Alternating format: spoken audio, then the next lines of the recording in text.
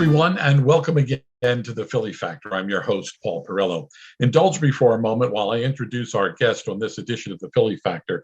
And the thing that comes to mind is that we have all, in some way, shape, or form, been impacted by the past 2 years, the pandemic that we lived through. But can you imagine opening an art gallery in the middle of all this confusion and chaos that we have experienced, not only here in Philadelphia, but around the world?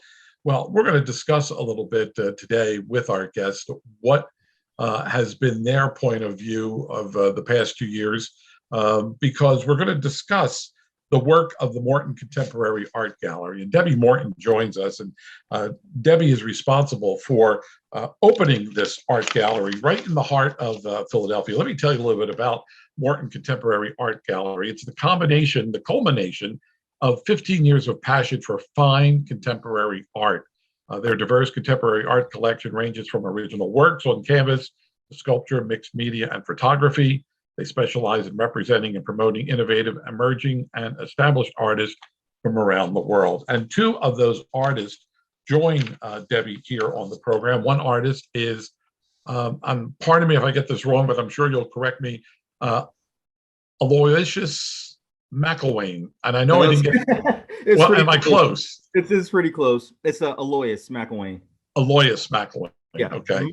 And our other guest is an artist who is Suave Gonzalez, and I had time to speak with Suave before the show, so I managed to practice his name a number of times before we actually got started. And I want to welcome you all to our program, and thanks for spending some time with us. I think a good place to begin, and throughout our program, you will see examples of some of the art that Debbie has curated at her gallery. But Debbie, I want to welcome you first to the program and commend you on this wonderful contemporary art gallery that you have opened in downtown Philadelphia. It's one thing to open an art gallery on a good day, but you, in the middle of all this craziness of the past 2 years, dove headfirst into this, and you opened your art gallery. Congratulations on that. Thank you so much. Thank you, Paul. I appreciate it. So what made you decide, I mean, I can get into the location right in the heart of in Center City, but what made you, after 15 years and this tremendous passion that you have for art, what made you decide that you were going to open an art gallery? Well, I do appreciate what you said. It's a little bit of a misleading, because while there was 15 years of passion behind it, I had a gallery that I had across the street, actually, from where I am right now. And I had that location for 5 years. It was a French art gallery. I had partners in the south of France, and we featured primarily emerging artists from France. And that gallery, it's just one of those kind of kismet universe moments where I got very, very lucky. That gallery was slated to close. We had an advanced date 10 months prior to close of February 27th of 2020. So that was very, very lucky. Now, I was supposed to open this present gallery in March, which was an independent gallery, completely my own gallery, independent of the last, but COVID hit. My new gallery was supposed to open March 16th, and the city shut down on March 13th. So I have a wonderful landlord, Goldman Properties, in the heart of Philly. They were very, very good to me, and we were able to open once the city reopened. So we got going September 1 of 2020, officially our doors opened. And not without incredible frustrations and complexities, of course, because of COVID and certain realities of the city streets in Philadelphia during a pandemic, we learned. But things have been going so well that I opened a second gallery in October of 2021, just down the block. So there've been some silver linings of COVID, I think.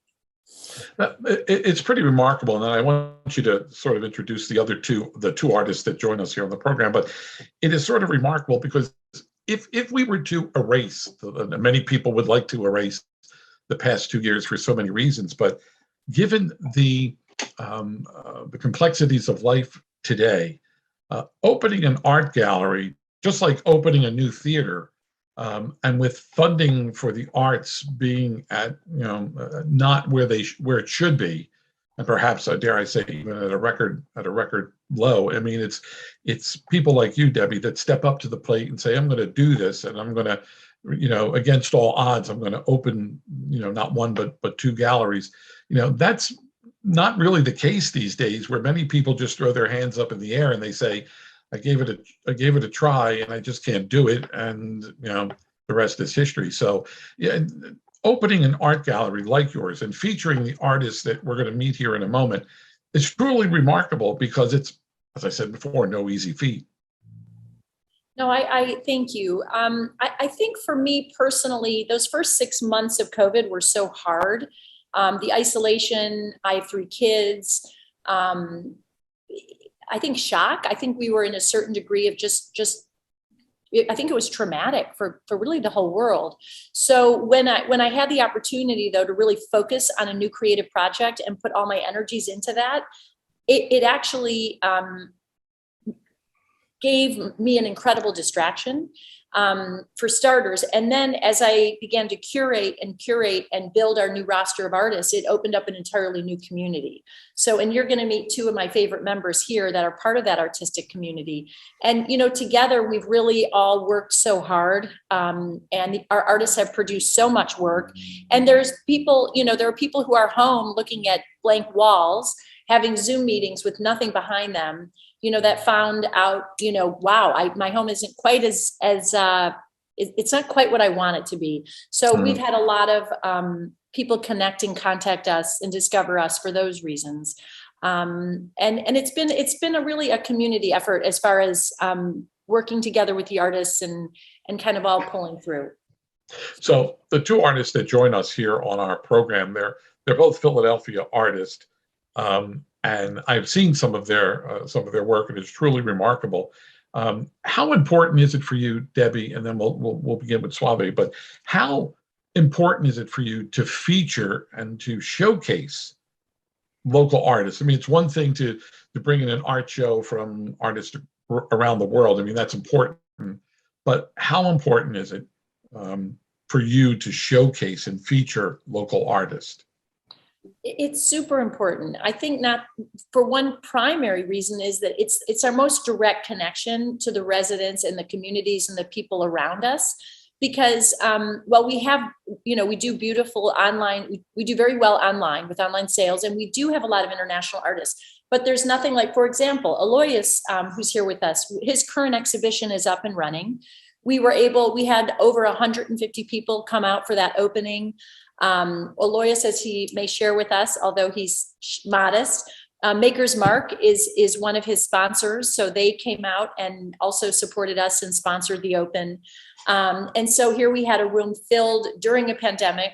We had a room filled safely with an incredible number of people from the tri-state area, really. So local artists, it's really the best way to represent Philly and to connect best with the Philadelphia community. All right, so Alloyius, let me begin with you then. Give me an example, or give me it's like asking, what inspires you? I mean, that's basically, having seen some of your artwork, and is absolutely stunning. So what is that spark? What is it that inspires you to do your artwork? Well, it's funny. Thank you, by the way. The best way that I can describe my thought process when I'm creating art and what inspires me, it's almost like if you turn on a faucet and then break the faucet so it just constantly runs. So with me, it's constantly like that. And I just have to find different ways to funnel the ideas. So a lot of times when I'm pulling inspiration, it's based on my environment, the music, the people that I'm around, the energy. I feed off of the energy mostly. So I will paint differently based on what's going on around me and how I'm feeling at the time. So a lot of it comes from that. But in general, you could wake me up at 4:30 in the morning and put something in my hand and I can just make art, because it's just like a constant stream of ideas that I have. Wow. Makes it hard to sleep. Yeah. Suave, what about you, Suave? For me, it's a little different because I come from a background, I was incarcerated, and I used art when I was incarcerated as a way to cope with my reality. And so, I get my inspiration now that I'm free in the community from people, regular people. I'm trying to somewhat play catch up because I spent 31 years incarcerated. And at one time, my art was just prison art. So when I come home, I'm walking down the block and I just see this gallery and I walked in and I was like, can I paint for you? And Debbie looked at me like I was crazy, like, whoa, who are you? And right now we're not taking new artists. So I kept coming back. And one day I pulled out the phone and said, look, I could really paint. And she was like, I'm ready to open a new gallery and I'm gonna sign you. And I hold her to that word, and she kept her word. So my inspiration today come from regular people, just regular people. I could be walking down the street and hear a song or old song and say, you know what, I want to paint that artist. So I kind of got into the flow of painting pop culture today, but it always wasn't like that. At one time I was painting social content pictures that spoke to what was going on at the moment. And I still do with some of the artists that I paint. I just do it in a more tasteful way. Yeah. Debbie, here's an example of two contemporary artists from opposite ends of the spectrum, if you will. I mean, it's amazing to hear their stories, and yet they're able to bring to life these wonderful images. They get that spark, they get that inspiration, and I like sometimes you get up in the middle of the night with an idea, and other times you could be walking down the street and stumbled upon a scene, and that's what inspires you to create art. It's remarkable. Yeah, I want to just say one thing is I think that if nothing else, what I've learned from this experience in opening during the pandemic, it's sort of like the more we put out there and the more we take a chance and take a risk, the more opportunities come our way. And so in terms of both my friendship and my professional relationship with both Alloyius and Suave, both of these gentlemen, Alloyius, you walked in the door too. Mm-hmm. Right? I did. You guys walked in the door, and how fortunate is that? I mean, that both of you, changed the direction of our business. And so, it's meeting. And again, you get that through working with local artists, right? Mm-hmm. So we had that special connection. And as Suave said, that connection took a few meetings, because I couldn't believe he was as good as he said he was. And as soon as he showed me his art, do you remember, Suave? I almost fell off my chair. Like I always tell people, sometimes it takes someone to believe in you, because I've done murals. I participated in 52 murals in the city. So I was doing murals already from inside the prison through the Restorative Justice Program. But, it wasn't never in a gallery. That's a different experience when you could paint what you want to paint and what you feeling, your inspiration, and have somebody say, you know what, that's good enough to be in a gallery. And Debbie opened that door for me, and I'm forever going to be grateful to that, because if it wasn't for Debbie, I would not be getting these opportunities that I have gotten outside the gallery to exhibit work.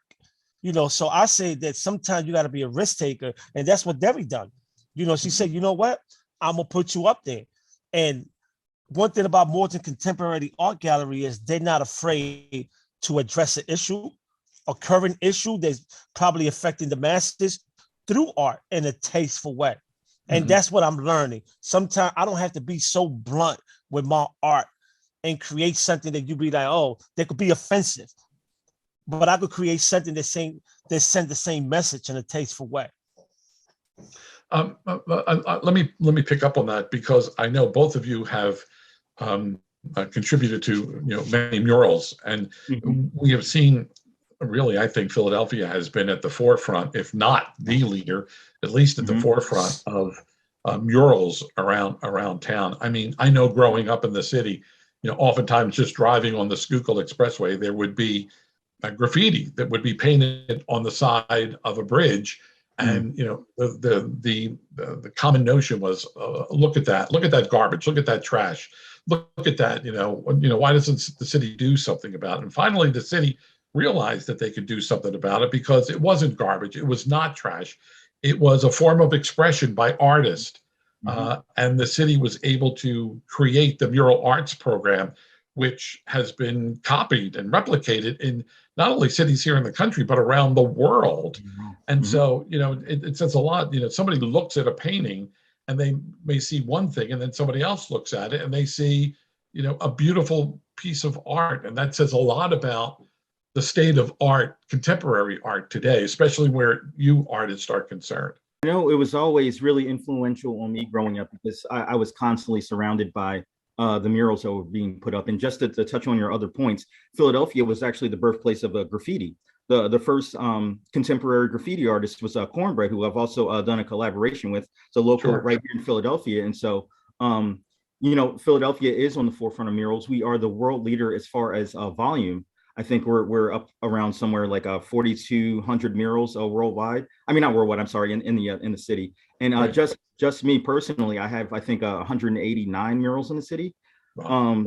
So we have this amazing culture, and it's actually constantly evolving and changing as well. I'm actually starting to curate some art projects, and we have a couple of things running. Just like this past fall, I just curated the Chinese Mural Festival for a new Cantonese restaurant that opened up right at 12th and Vine. And we were starting this initiative called Sharktown Walls, where a bunch of artists every year come, 22, 25 artists come and do these collectives. And I think at a certain point, there was a bit of a paradigm shift. And I think it was right around the time where people like Shepard Fairey and Banksy and Cause were starting to get starting to gain some commercial success. And I think things changed then, because then it became more of an accepted thing instead of a taboo when it came down to graffiti and street art. And I think after they went over commercially, I think things kind of blossomed from there. And now you're starting to see all these opportunities pop up, and all these big brands who want street art and who want murals as a part of their branding and their marketing. So I think it's amazing. Yeah. Swami, I want to go back and discuss a little bit about your circumstances, because I think it's important for people to hear your story, and even for people who may find themselves or someone they know in similar circumstances. I mean, was art the key to maintaining your sanity or maintaining your well-being while you were incarcerated? I mean, we hear all these horror stories about people behind prison walls. So did art serve as that? I mean, that absolutely. lifeline? Art saved my life. I remember as a child from New York in the South Bronx, graffiti days, carrying spray cans for Michael Basquiat, carrying spray can for Neisser, and all these known graffiti writers. And I was like in the mix carrying, I couldn't paint a lick, but I was there carrying their spray cans. And next thing you know, these artists became famous, but I went to jail with a life sentence. So while I'm in jail, I'm drawing back on all that inspiration. And I was like, man, I know some real well-known graffiti writers. They are famous artists today. So I just started painting, and I started remembering that art is a tool to heal, you know. And sometimes I couldn't get the message out because in prison you banned from dealing with the media. So the only thing we had was art to send that message. So I just started painting, and I started putting social messages in my paintings. And it took me away from all the nonsense that was going on in the prison. While everybody was on drugs, while everybody was getting high and stabbing each other, and in some cases killing each other. I was in my cell in the auditorium creating art, right? And it became so famous in the jail that guys used to come to the artists like, I need a card. I need you to draw a card for my child. I need a card for Mother's Day. And so my art is in probably hundreds of people before I even hit the street home. And we did a bunch of shows. We did shows in the Philadelphia Museum. We used to do local shows from in prison. And then we brought the mural arts in, and we want to do murals, and we started doing murals. But art saved my life. If it wasn't for art, I probably would have been dead in prison. Wow, that is unbelievable to hear those words, and they sort of, you know, resonate. And it's encouraging to know that you were able to turn your life around. And, you know, because so often we hear the bad side of these stories. And as you said, you know, let me add something, right? We was able through art to have a breakthrough historic meeting in the Department of Correction, which it was victims of crimes and offenders coming together in one prison. It's never been done to that point. and talk about what was happening and the crime that was committed. Sometimes these victims of crimes were crimes that people took their loved ones. So they was coming into the prison, talking to offenders, sentenced to life, and painting together, painting murals together. You know, it may sound to the normal person like, oh, people do that out here. It never happens in the Department of Correction, because victims of crimes and offenders would never come together. That was like the first time. And to me, that shows me when we did that art has the power to heal and to transform people. Because it done it for me. Yeah. Debbie, to hear these guys' stories, and these are just a sample of two of the stories of the artists that you have curated their work for your gallery. I mean, how does that make you feel that, you know, you're there and you're watching them evolve as artists? It's truly remarkable to see the growth of these two guys, not only as individuals but as artists. No, yes, it is. It's incredible. And I'll tell you that in so many ways, they're far more seasoned than I am in the art world. So, you know, it really is a reciprocal relationship. I learned so much from Suave and Alloyius and from all my artists. So it's a great kind of, it's a great energy and chemistry. And it really kind of has to be there, I think, for the relationship to work over time. We collaborate in a pretty sincere, I think, an authentic way. And it works really well. And I'd like to say one thing, side note, because Suave now is being very humble. He has got, Suave just won a major award. He has another form of art going on. I don't know if you were going to get to that, but.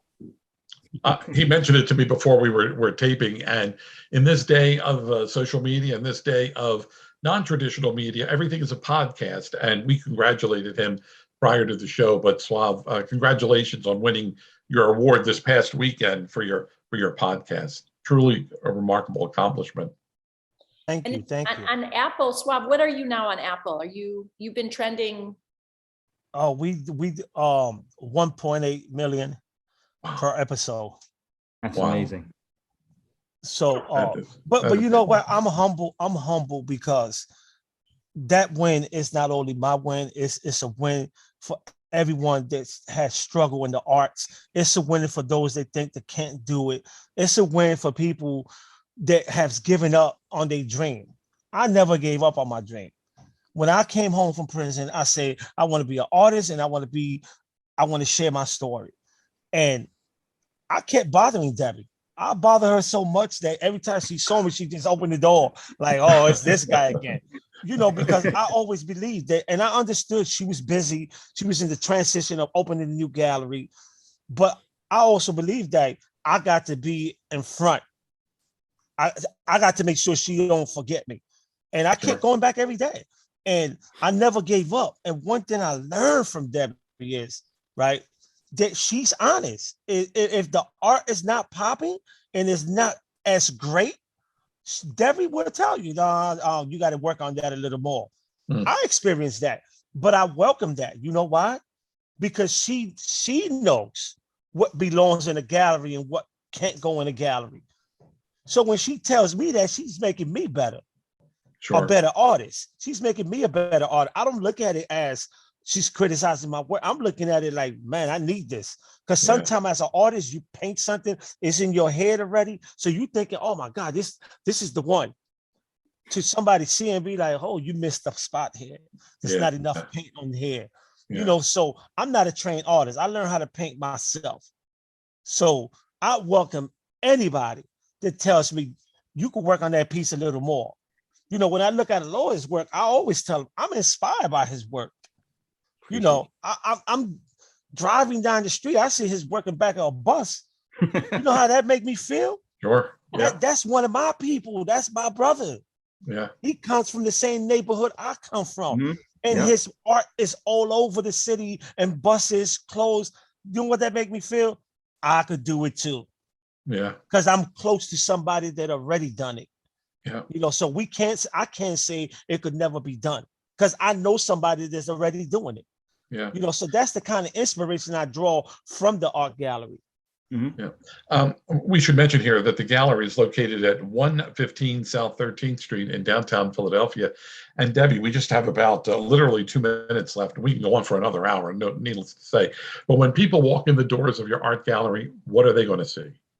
Oh, thank you. So, well, I'll send you some more pictures so you'll know exactly what they'll see. But you'll see, we have over 30 artists from around the world, a handful of Philadelphia artists, and I mean, artists far and wide. In fact, Australia, Belgium, France, amazingly, the Ukraine. We have we're doing a special donation opportunity right now for Katie Lacosta, who I've represented now for the last year and a half. Katie is in the Ukraine presently, and her work is gorgeous. They're oils. 50% of any of her sales is going straight to a charity that she selected to help refugees and in particular children. We do specialize in contemporary painting. We have a lot of mixed media, which seems to be super kind of popular and fun these days. A lot of color. We're never short on color. And we do have a wide range of prices. So we have artwork that is for, the collectors. And we did an MC Escher, for example, 7-month pop-up show. I took over an adjacent location during the pandemic. We were all boarded up. It was like this secret MC Escher location, which was super exciting. Right down to, we have small format works that you can buy in the gallery. We can frame on the spot. You can leave with a framed piece of artwork and, not spend more than $500. So it really is a nice wide range. Still not cheap, but for the fine art market, we are, we want to reach as many people as we can. And also we have a great diversity in style. Yeah. It's abstract, figurative, pop, street, a whole variety of works. Mm-hmm. Well, we are absolutely out of time, but I want to thank all of you for participating in the program.